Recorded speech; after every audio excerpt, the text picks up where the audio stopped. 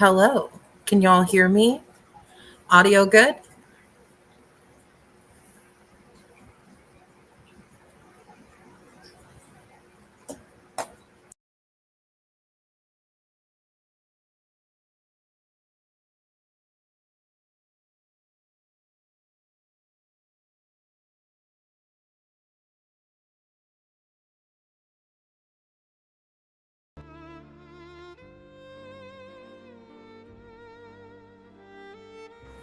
All right. It looks like y'all can hear me now. I was struggling with that there for a minute. So, welcome in, everyone. It's nice to see everybody who stopped by. Um, and I think since I spent so much time trying to figure out the audio, um, we're just going to jump into it. We're going to be talking about wild bettas, like the ones that you've been watching here on the screen for the past 15 minutes. Um,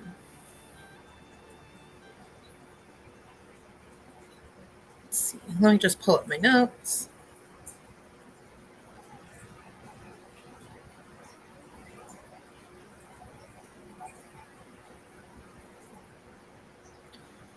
So, a lot of people know what a betta fish is. We see them in stores in little cups, and it might have been a lot of y'all's first fish.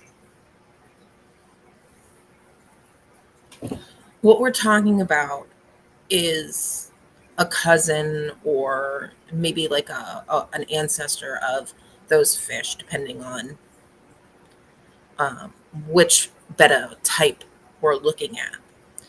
So the bettas that we typically see in store in the little cups are a domesticated version of a betta splendens. What we're talking about is not that. So what is a wild betta? Well, it's not the domestic line of Betta splendens, and it's not a hybrid. It is the fish that you would find directly in its natural habitat, untouched by humans.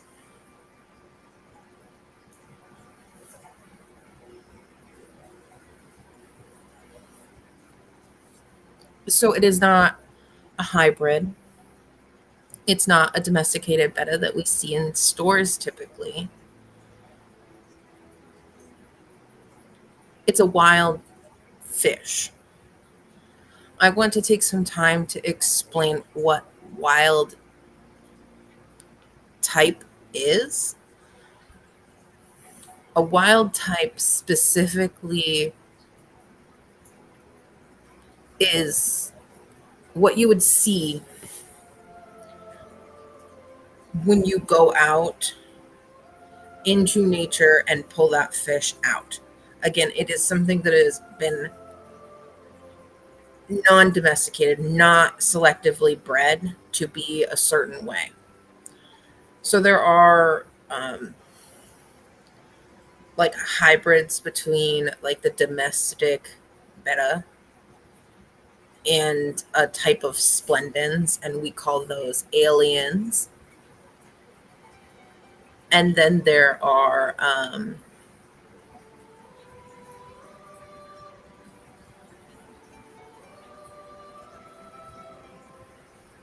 what we're talking about here, which is the wilds, typically um, harvested from nature or wild caught. Um, and we'll talk a bit about that later, or F1 or F2. A lot of the time here in the States, we're going to see Fs higher than that, maybe F3, 4, 5, and 6. Now, a lot of the time when um, somebody's talking about wild bettas, one of the first questions that come up is, can I keep this fish? Personally, For the general public, I'm going to say no. But if you're insistent and you really want to keep these fish, you have to understand that there is a major difference between the little domestic bettas that you find in big box stores or your local fish store and these wild bettas. They are not domesticated and they require specific parameters to live. So if you're going to keep these fish, you have to listen to the people who are working with these fish. And I'm not talking about other hobbyists. I'm talking about direct information from conservationists and people who work with uh, conservationists.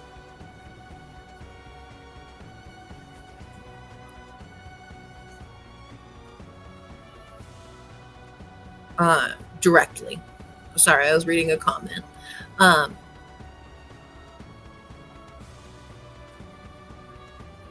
I want to pull this up real quick.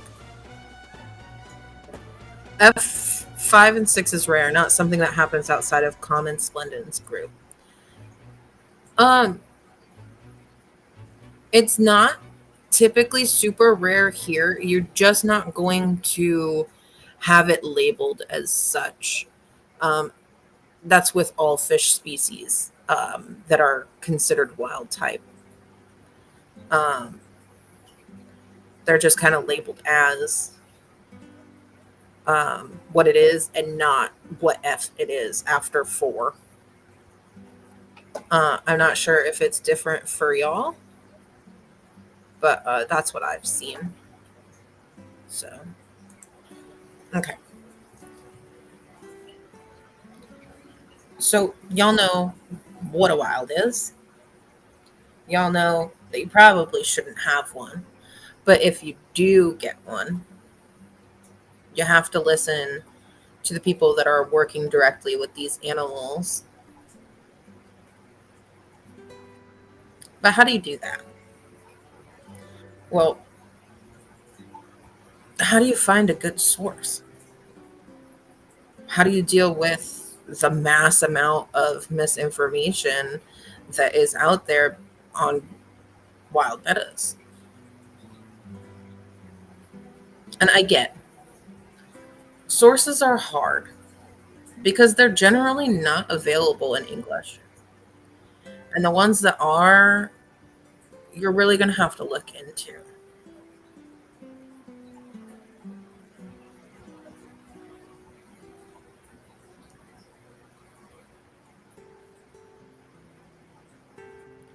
Misinformation comes in all shapes and sizes. The best way to figure out if you're reading something on the internet or talking to somebody who is telling you information to see if it's misinformation is to look at where that fish actually comes from. Look at the parameters of one of the general localities of that fish. And you take that information, and if that person is talking to that's talking to you or that has written the article and the information for their locality area matches, then it's more than likely going to have more correct information. It is your due diligence to continue to research this that information, or look for sources that are not in English and translate them. Google Translate is great. There's a couple of different translation apps that work specifically with Asian languages that you can use. Um, do your research and see which are the best ones for the language that you're looking at. Um, Another great resource is a Discord server that I'm an admin in, and that's called Ethical Aquatics. If you're interested in more information or you have some questions about wild bettas. Maybe you have a wild betta and you're like, oh, maybe I really shouldn't have this, or am I giving it the best care? Go down to the information box below. There's a link directly to the Discord server. If you have any questions, feel more than free to join and ask, and somebody should be able to help you. I do want to stress that betta fish that come from blackwater, like the fish that we're looking at right now, are extremely susceptible to mineral poisoning. And what is mineral poisoning, right? Um, it is the buildup of minerals in their body that eventually will encrust the liver, or I'm sorry, the kidneys, and cause them to fail.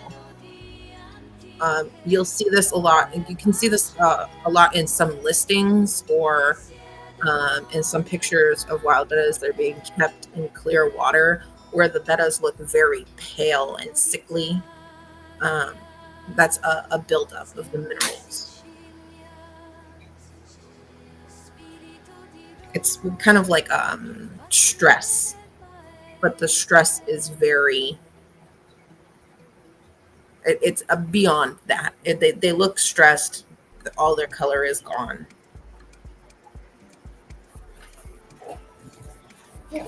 And yeah, it basically, it's just not great looking. Uh, so you're this far into it, right? We've been talking for probably about 15 minutes. You know what wild bettas are. You know that you probably shouldn't keep the fish, but you got them anyways. Um, you think that you can do good for them. So, how do you keep them? How do you keep them properly?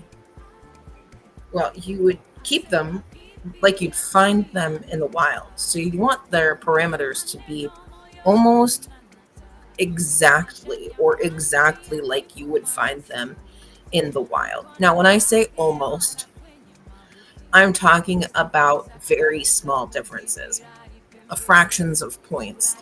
Uh, we're looking for almost perfection. And I mean, we're looking at a grow out tub for this Betta Patoidi. And as you can see, it's not something fancy. It's not something that would win any aquascaping contests or anything like that. But it is a black water tank. Well, tub. I was going to say tank. It is a black water tub, and the Betta fish is doing great in it. Again, it's a Betta Patoidi.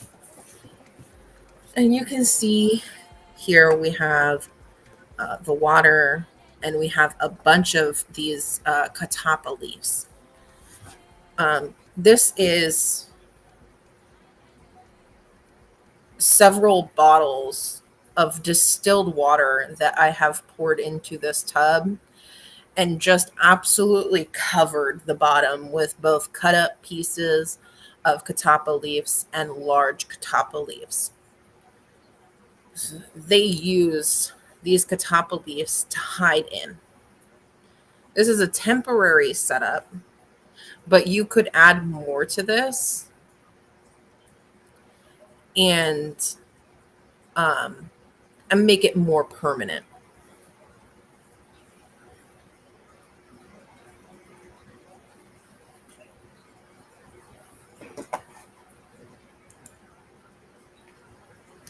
Important to note, look at unaltered habitat. Palm oil plantations and the like are not good representations. And that is a great point and a really important one. I'm really glad that you're here just to pop in, and this is a really good point. Yeah, there is a large issue there with just like here in the United States with deforestation and building and search of oil. Palm oil plantations are destroying natural habitats of wild bettas. Um,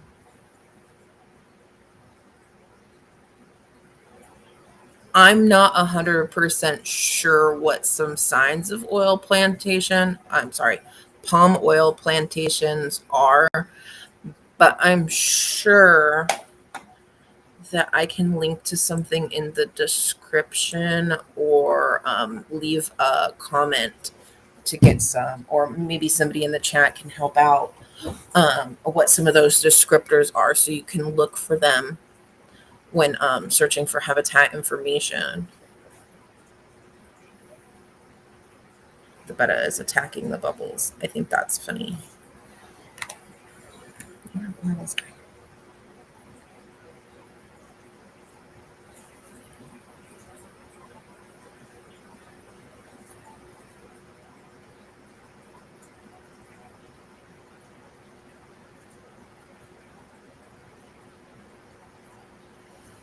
I want to explain that while there are a lot of betta fish species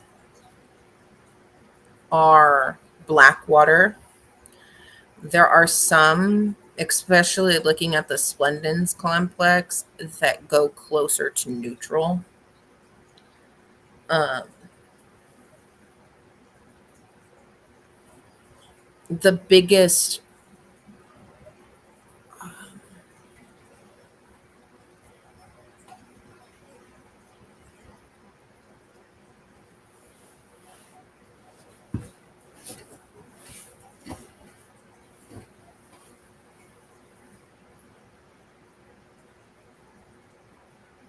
sorry, I got distracted by a comment again.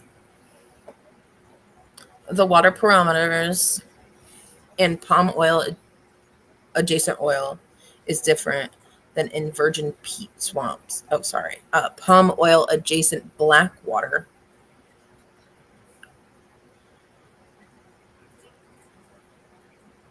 is different than in virgin peat swamps. Things like added fertilizer from the plantations contaminate the water system. Okay. Yeah.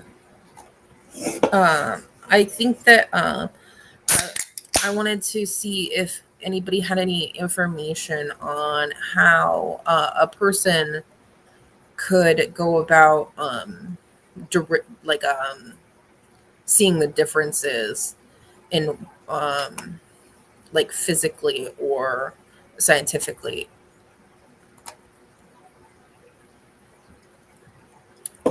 between a palm oil plantation so they could see the signs.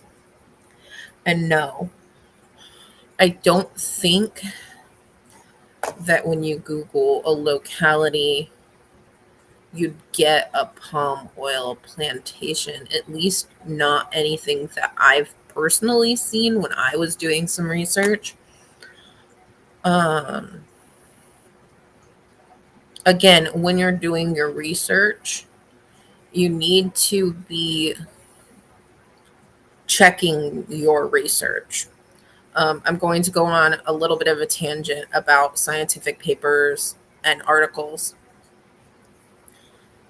You need to be able to read a whole scientific article and understand what is in it to make any use out of it. You can't just cherry pick or information. So, again, I've already stated Ethical Aquatics Discord server has a lot of people that can help you with that.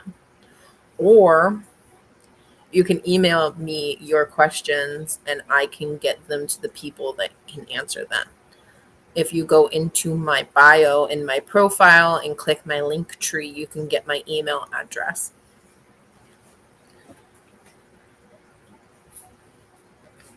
I know some people aren't comfortable with Discord. And if you're not, that's totally fine. I still want you to be able to reach out and I can help you get the information that you need.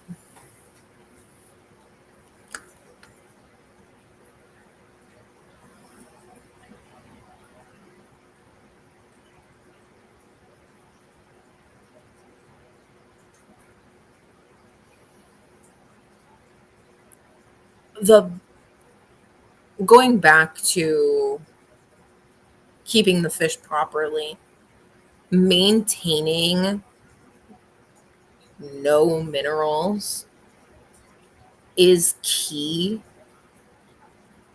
for 90% of 99% of wild betta species, somewhere between there. I know that there is a few outliers. Um, I believe, what is it? Is it Makai Macaiensis? Let me just check my information real quick.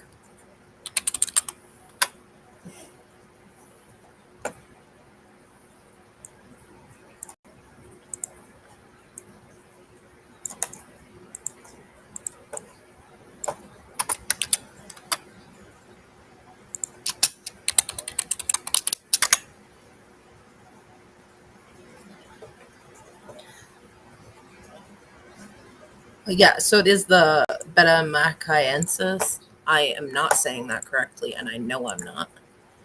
Um, can take a bit of minerals. So, of course, those are also, from my understanding, more coastal species. And I believe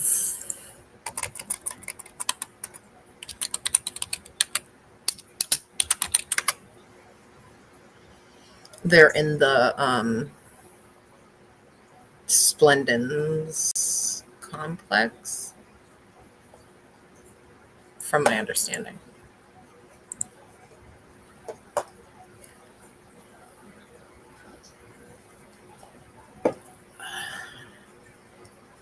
So, again, there are outliers, but 99 to 90% of wild betta species will benefit to having no minerals or very, very, very low minerals. Again, to explain, that goes back to when I explained what mineral poisoning was. Um,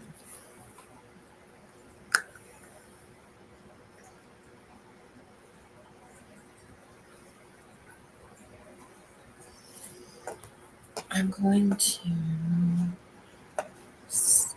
1 second.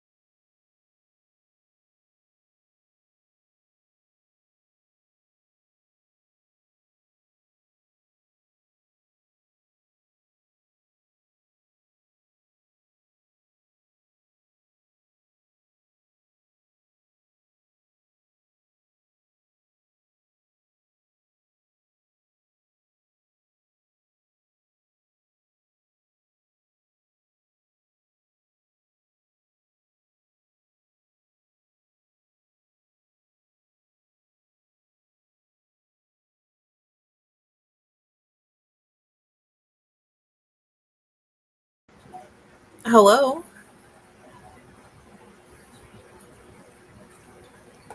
Let's try it. Hello? It says there's two of you.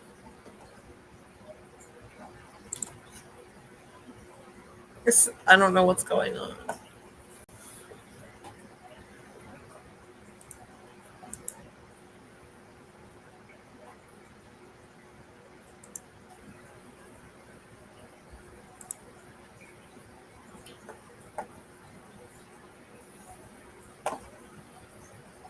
Okay.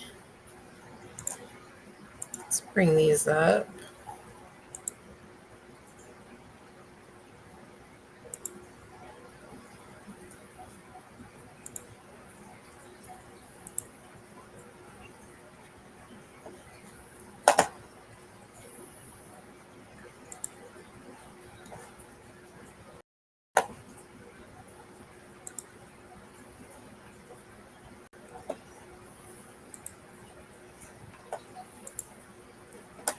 Sorry, I'm trying to figure out what's going on.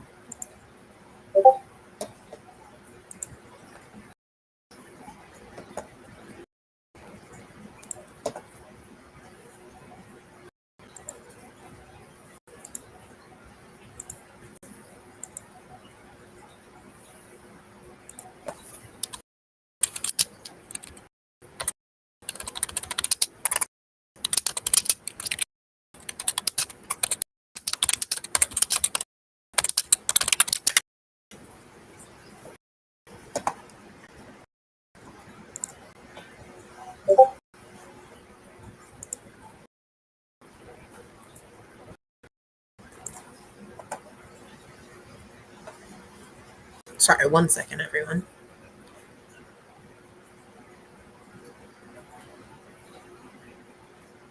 Y'all can see how I have the camera in here. It's a couple pieces of foam that is holding on to the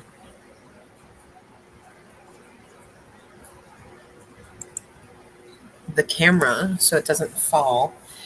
And the Betta fish doesn't jump out.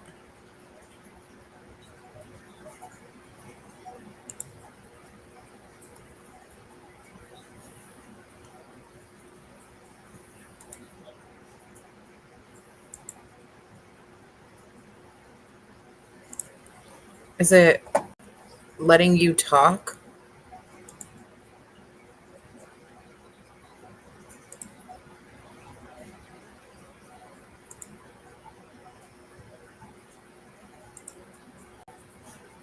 Okay.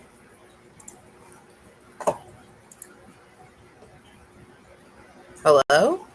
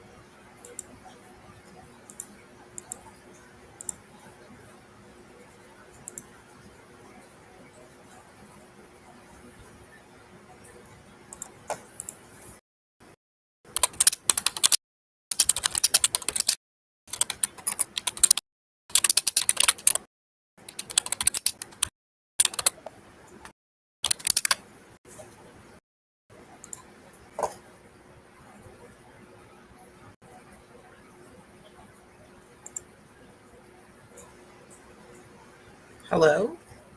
Are you able to talk now? I'm sorry, everyone. I don't know what's going on.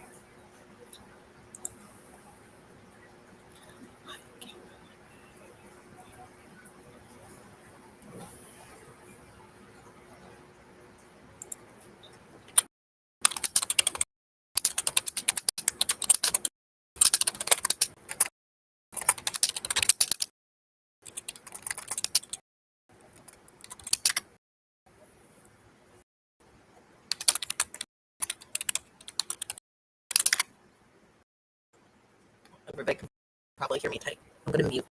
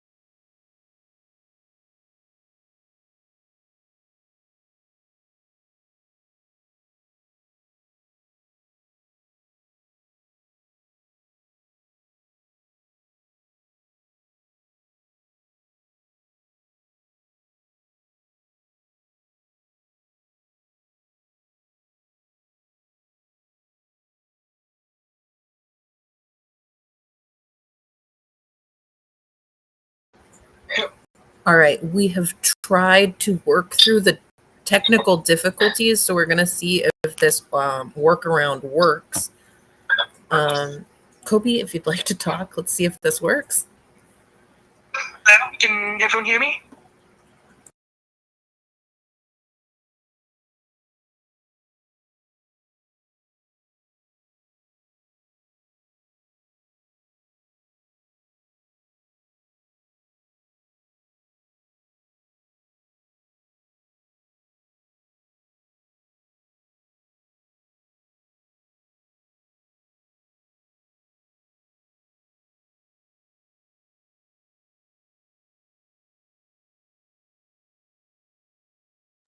Okay, it looks like it's working, so we're good to go.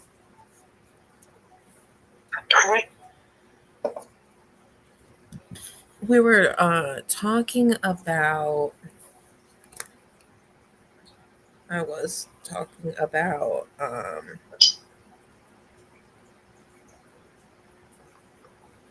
me check my notes. I was in the how do you keep these fish properly discussion. Yeah, I know last time was Mahachiensis. Yeah, I was talking about how most species of wild betta should be kept in low mineral water, but there are always some outliers like the Mahachiensis. Yep. Well, edit day is another one. Yeah, but Okay. self-spendings. Right, which is great to show that the only that how do you say the outliers aren't only in Splendens complex.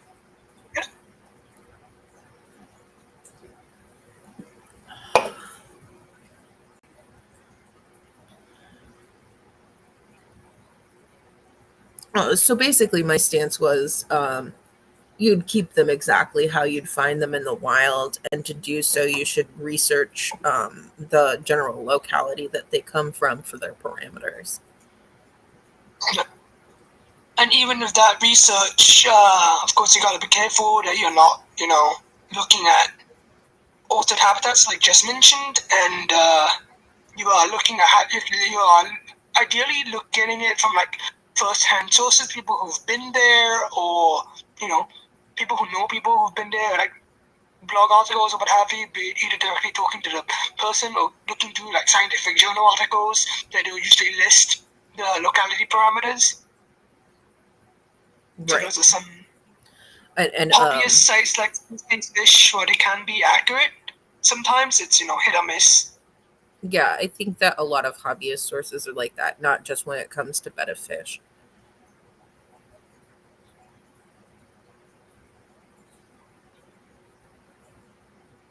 I wanted to jump into why close enough or almost or partially good enough is not good enough.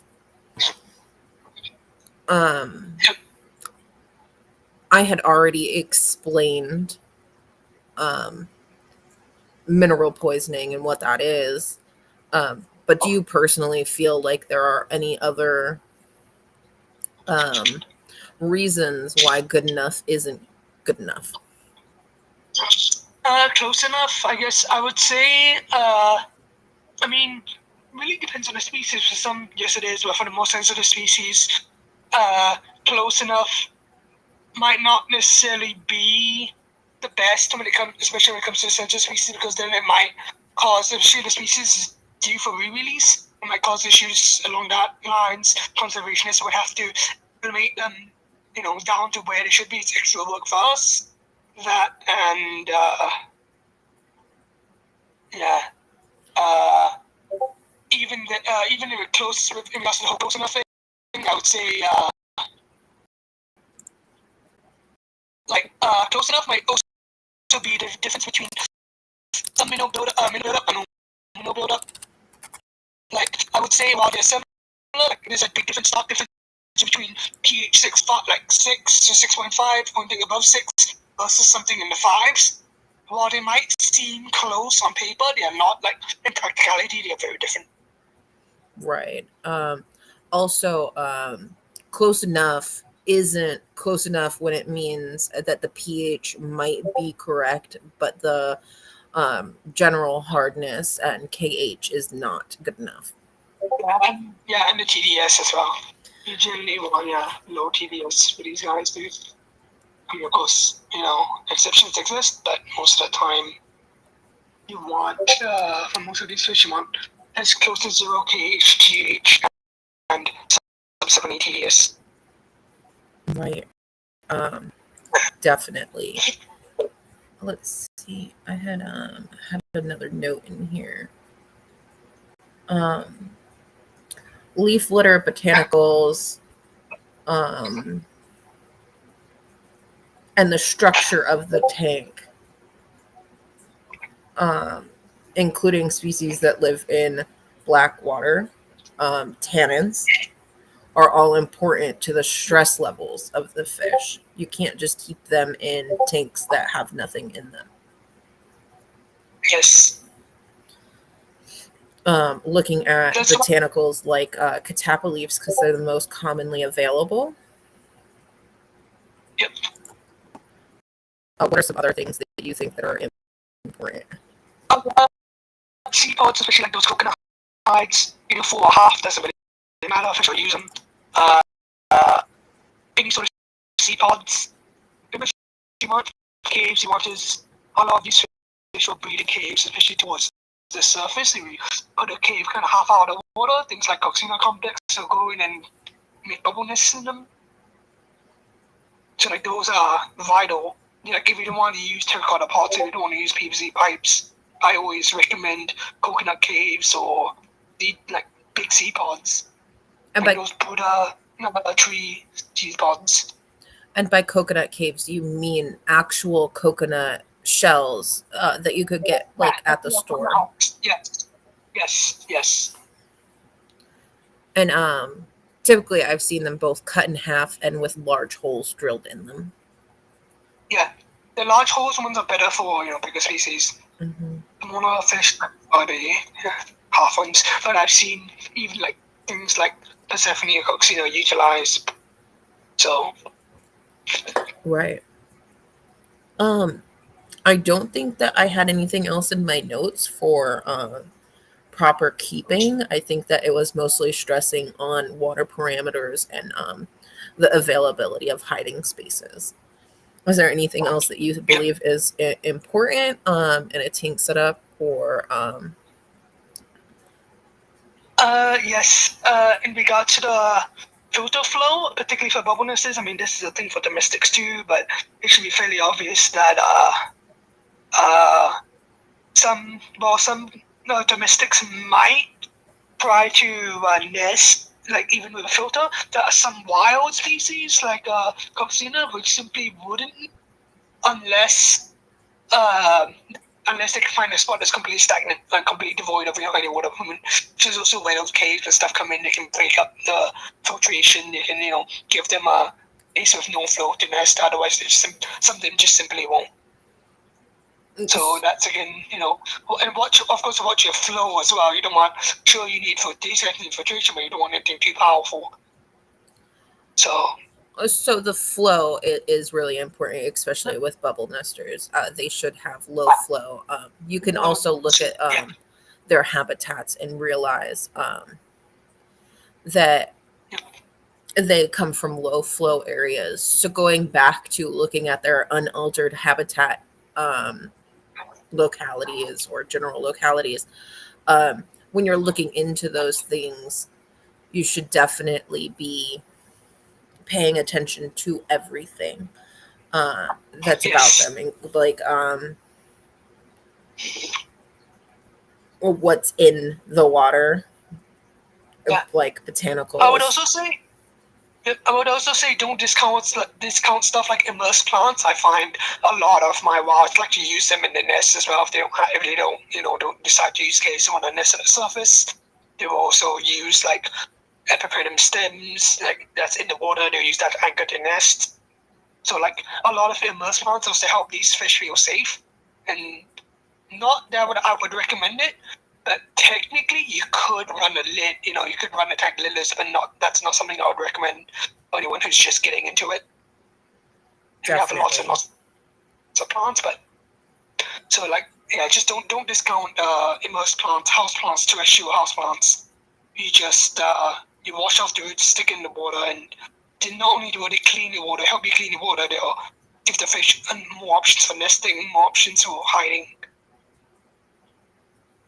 So in terms of keeping properly, I think we should also touch on things like tank size. Tank size is a highly debated topic for most fish, but especially if people are coming from standard domestic betta fish, where the tank sizes are debated anywhere between 3 and 10 gallons. It is, from my understanding, and I'm sure you'd agree, that wild bettas of most species need larger tanks. Yeah. Also tend to need larger than what the size alone would suggest. For example, because a lot of wilds, with the exception of the Unimac complex, a lot of them like pairs.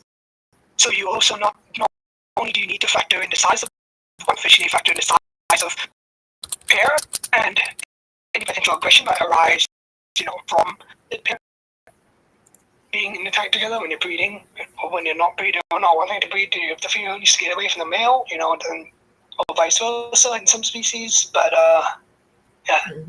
tank size generally with the smaller species like Coxinas, Chinoides, albies, you want a minimum of 10 to 15 gallons for a pair to a reverse trio, and then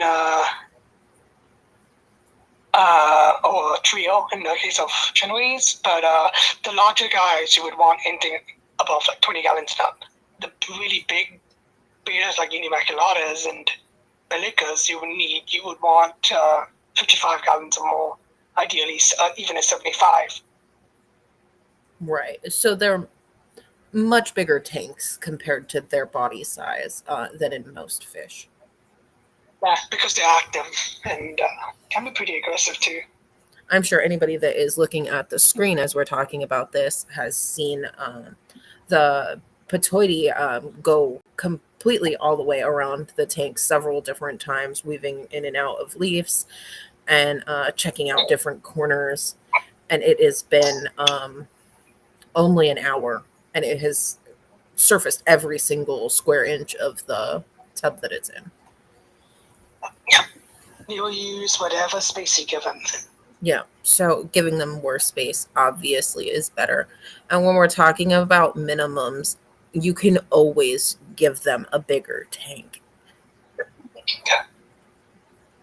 I would never really suggest the bare minimum unless you're really tight on space or unless it's an emergency tank. You always want to go bigger just in case something was to go wrong.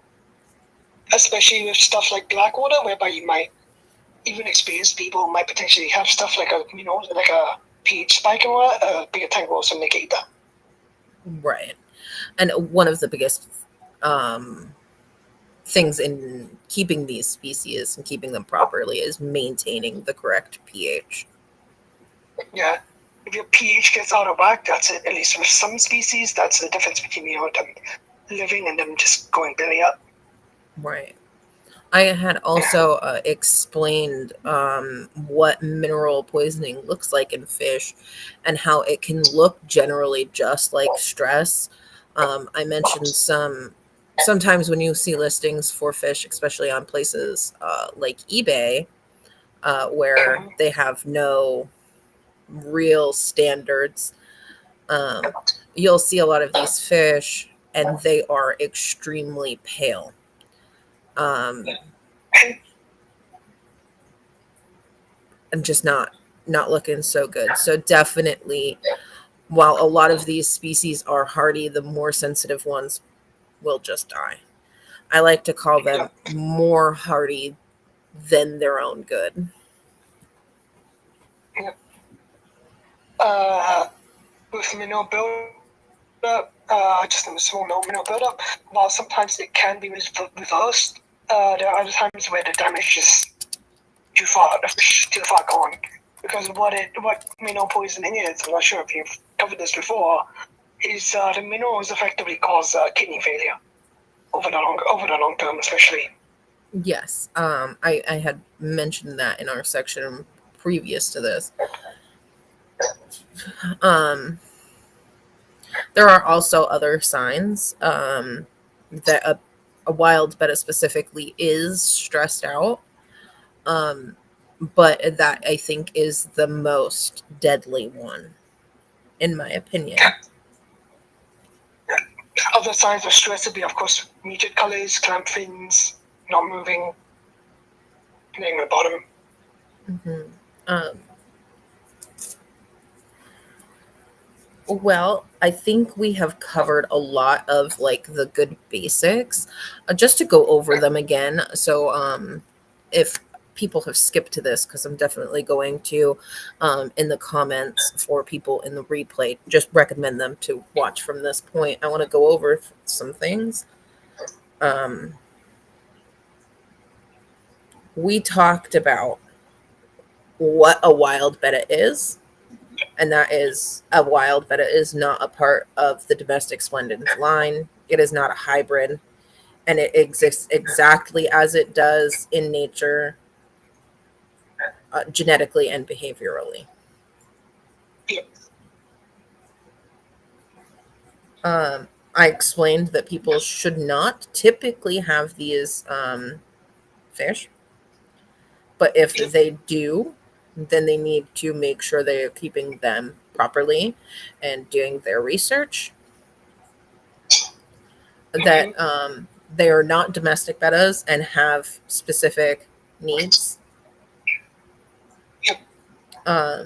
People that are going to keep them have to follow conservationists and other expert, not hobbyist expert, but expert in this specific species Field. or field um, Yeah. guidance, and not just shortcuts or adaptations, because of how sensitive these species are. Yep. I talked about understanding that reliable sources are not typically in English, and recommended applications for translating, like Google Translate, or researching the best translator for the language that it's in. Yep. I mentioned that people could ask questions in the Ethical Aquatics Discord server, or email me if they're not comfortable with Discord. Yep. I also mentioned that misinformation is everywhere in all shapes, sizes, and kinds, and that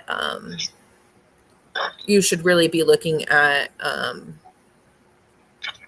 unadulterated habitat information of that species that you're working with to look for their best care. I would say in regards to the unaltered habitat parameters, the best place for you to look, apart from asking conservationists if you are unable to, reach one, is you have a second best bet is to look at scientific papers, particularly papers describing the species, determine the type locality. Most of the time they would, but the parameters are, for example, 4 to 5, or 4.5 to like 5.0 or something like that. So it's like I would go off if you can't reach anyone, or if you're in doubt. Always double check. Even if you're looking at hobby sources to start with, always double check and back cross to journal articles, which should give you the correct thing. And that's, of course, another way for you to find out about misinformation in regards to the parameters, hobbyist sites and stuff. I recommend you want to, back cross-reference it with journal articles, or talk to a conservationist, as Cece recommended. Also, when you're looking at scientific articles or research papers or scientific news, when you are looking at a research paper, for example, you need to be able to read the whole entire thing and understand what is happening there. Do not just read the abstract or a part of the abstract, because sometimes there is information that contradicts itself, and you'd only be able to find out what the true meaning is by reading the whole thing. Yes. Which is also another reason I would say why, like what you said, going back to what you said about ball betas not being for everyone. Anyone who even does consider getting to ball betas has to learn how to read these scientific papers. You cannot just go into it, looking at hobbyist sites and calling it a day, unfortunately. But fortunately for the fish, if more people are passionate about them and taking the time to read and research about them and reaching out to conservationists, that's when something happens. Yes. I also want to stress that adapting in this circumstance is not a viable option for these fishes. Adapting is how people tend to domesticate fish, and because these fish, especially a good few of them, are not only sensitive but anywhere from vulnerable to critically endangered, it is irresponsible, to say the least, to try and adapt these fishes to parameters they do not belong in. Yes.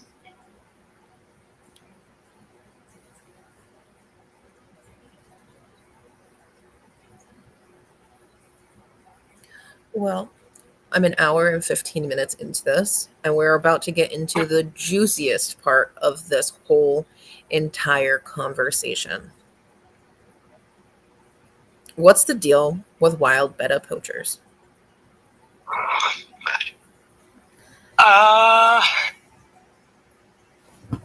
From my understanding and from my colleagues who worked in the field, in that regard, it's pretty much what these guys do is they'll go into our habitats, take the fish, and then send them back across the border to somewhere where it is just smuggling them back across the border to somewhere where it's not illegal, like, for example, from Malaysia to smuggle back across the border to Indonesia, which from there they would then sell it on to, exporters. They'll sell it on to, or resellers who would potentially then sell it on to, importers, or, you guys. Because I know there are poultry resellers who directly sell to consumers too. And these aren't just people who are taking fish kindly from their sites. No. No. From my understanding, they destroy the area, not maybe by littering or physically removing things that shouldn't be removed or filling in things that shouldn't be filled in. Yes. Littering is a big part of it. Littering, and if they're poaching fish, they're likely not only poaching the fish, but the plants around it, like the penties and all that too. But then, that's a story for another day. Right. The biggest thing is that these people are criminals. Yep. They are destroying protected lands. They are taking vulnerable, endangered, critically endangered species and treating them not so great. Yep. And they are lying to you, consumer, or your favorite fish store that carries wild bettas. They're telling people that they come from Indonesia when they come from Malaysia because they're relying on the stereotype that Westerners are stupid and don't know geology or geography. And that's harmful to you because without doing the research, knowing where the species is coming from, like we had talked about so much earlier, you're paying these criminals to destroy habitats and harm threatened or endangered, critically endangered fish and other wildlife.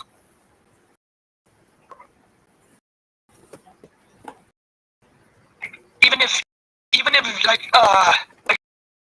if you are buying, go back to the whole lying to your first thing, even if you're not buying directly from the poacher or the reseller, the money will still eventually find its way back there.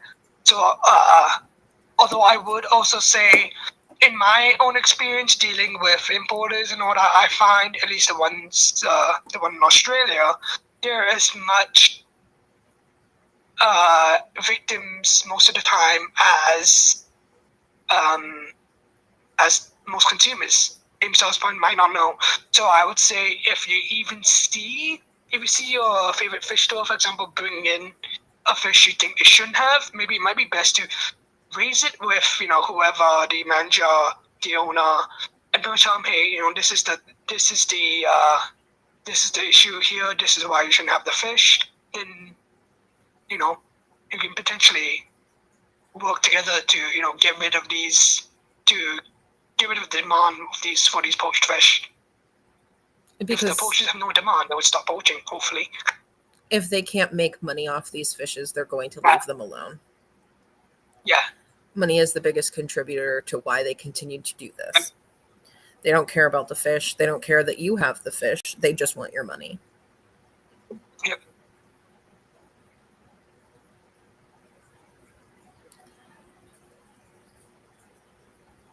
It's very hard truth for some people, but it's something. It's a pill. It's a pill that has to be swallowed. Well, I understand, and can be empathetic. I love these fishes. They're great. Everybody. I think I had mentioned earlier that domestic bettas might have been your first fish.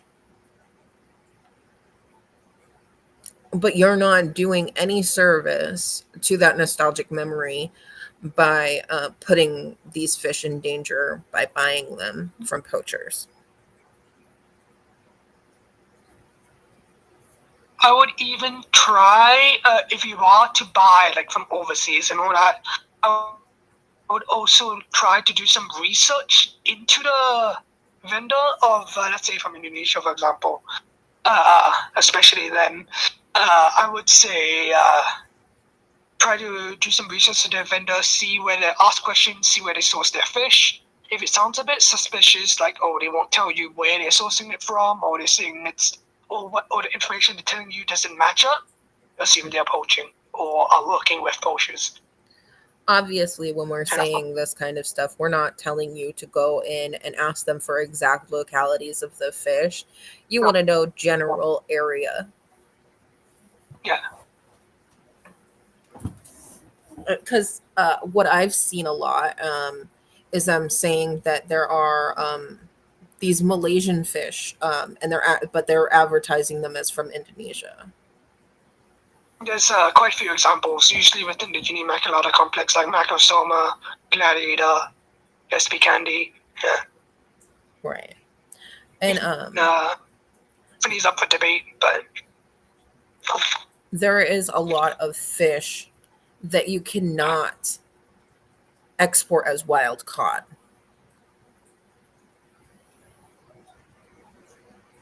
yeah. Malaysia specifically has collection and export bans on several species, mostly Persephone, Rosina, Lividia, Bellica, Hippoceteros, And Macrosoma, Fasciculata, Gladiator, SP Candy. So there's like quite a few.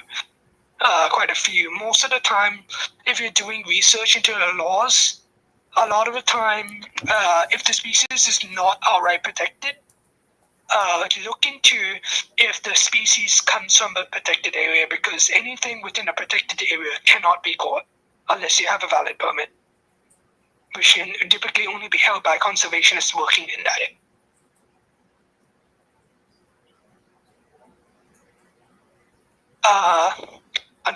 Fortunately or unfortunately, most conservationists will not sell you fish. So if you have poachers claiming to be conservationists, well, that's another thing to watch out for too.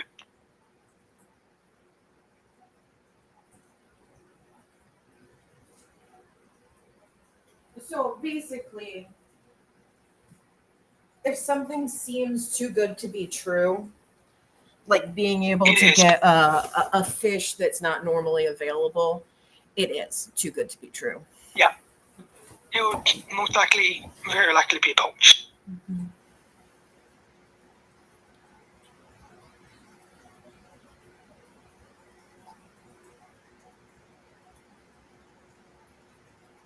I had something else I wanted to say.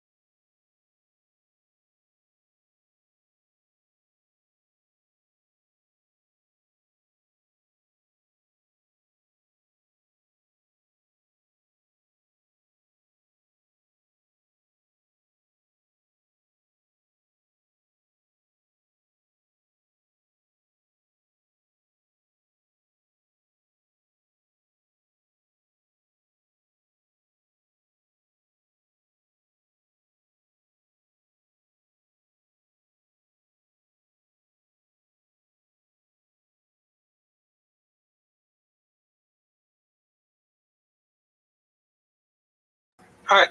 Sorry about that. We're back. Okay.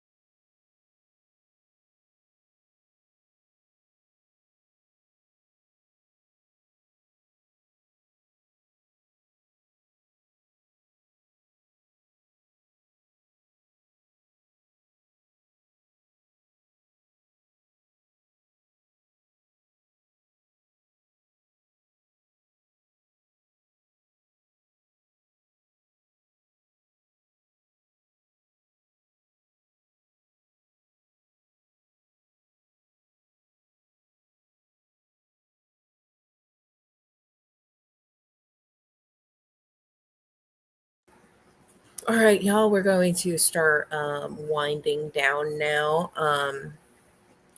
But I think that a lot, the really, poachers are awful people, criminals.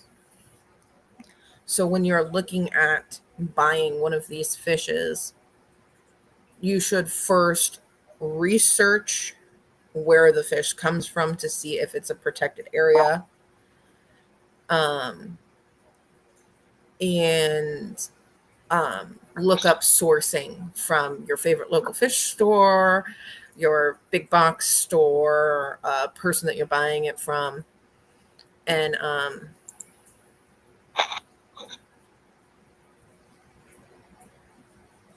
make sure that everything is legitimate before you give a poacher your money.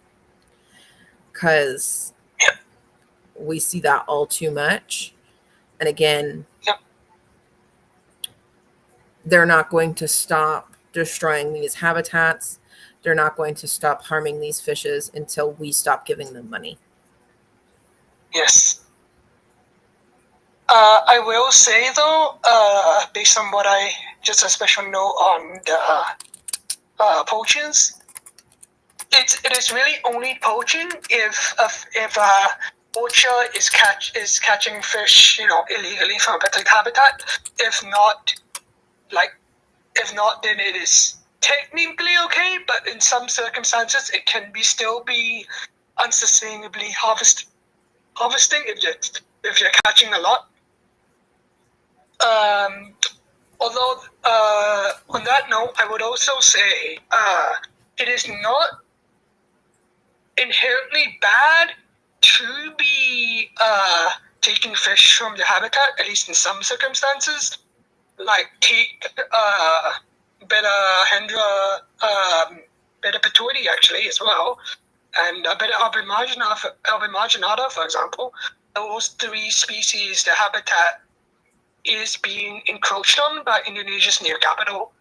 So for those fish, I would actually dare say, certain species like that, even like Betta badigalia over in Bangka, I will say that sometimes these fish are better off in captivity, in the hands of people who know what they're doing, because if they're left out in the wild, they will be destroyed by human activity. So in some circumstances, it is probably better, but for the vast majority of wild betta species, you still want to do your research, see where these fish originally come from, like the actual species comes from, and then see if it's captive bred or wild caught, and then you pretty much you should pretty much have a checklist of all the things before you buy a wild betta. And I think that I'll come on here. Maybe I'll make a short or a long form video about what that checklist needs to look like. Yeah. And I think that covers most of the basics. I definitely want to come back on and talk some more about this, but I think I'm going to edit this into a long form video for better formatting and try and get all the information together correctly. I want to thank everybody and anybody who joined and spent the whole hour and a half. And if you are watching on the replay and you have gotten to this point, I think that you deserve a gold star, because this one has had a lot of technical difficulties. So I appreciate y'all so much. And I will be live again